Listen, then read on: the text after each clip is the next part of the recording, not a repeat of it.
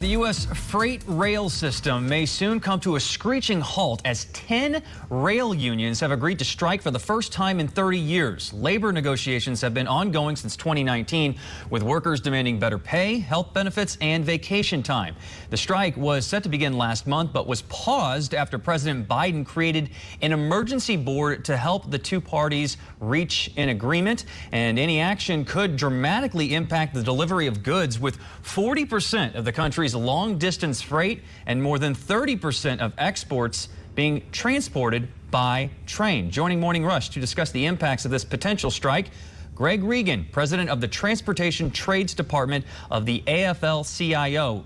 We appreciate you coming on the show. Now, the labor tensions with the railroads seem to come to a head in the middle and following the pandemic. What happened during that period? Well, during that period, railroad workers have continued to deliver for our country. They've been delivering freight nonstop throughout the pandemic, and they have not received a penny of a raise during that entire time. We've been negotiating in good faith. The railroads themselves have not. And so as a result, we're at this point now where the president stepped in to issue his presidential emergency board, and we're hopeful that they issue a recommendation that will be favorable and one that we can get ratified.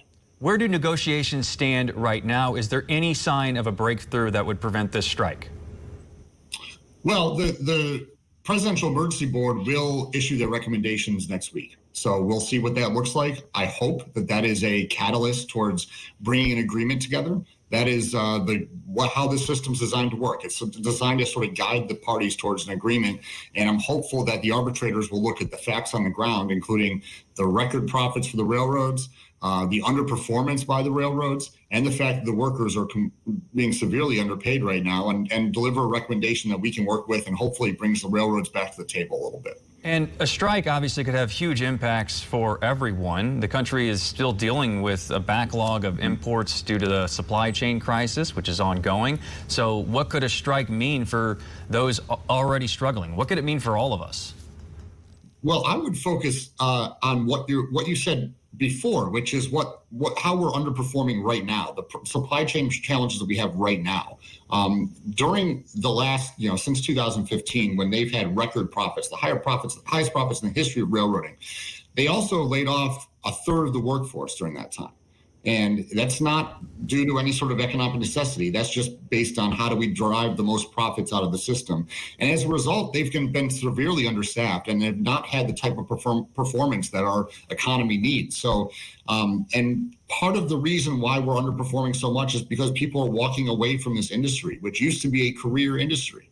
And so if we, yes, the consequences of a work stoppage, and it could be a lockout as well, would be very severe. But we are seeing the effects of the underlying problems in the industry right now, in terms of the fact that we have so many delays and underperformance in railroading. Now, the last strike involving the railroad system was in 1991, only lasting a day, and then Congress stepped in and passed legislation to end it. So what are the odds that this could happen again, federal intervention? Well, we're preparing for that. We're doing everything we can to make sure that members of Congress understand the issues at play here. They understand what we're focused on, why we are, what we're asking for, which I think is a pretty reasonable ask. So we're going to make sure that Congress understands our position, so that if they need to step in, they are fully informed and they're ready to act. But I would like to clarify one thing. In 1991, that was a lockout.